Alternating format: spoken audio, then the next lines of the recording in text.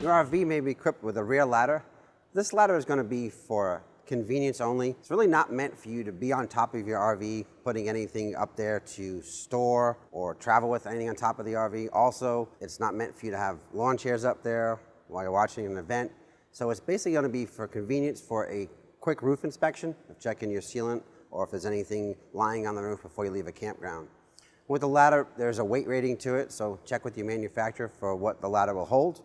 A couple of things you want to check during normal maintenance is inspect that the ladder's not loose. None of these screws are backing out from vibration when driving it. Also the retaining bolts here, they do have some sealant behind it, so you just make sure that sealant's good. If it's bad, go ahead and loosen the ladder up, put some new sealant in it and secure it back up.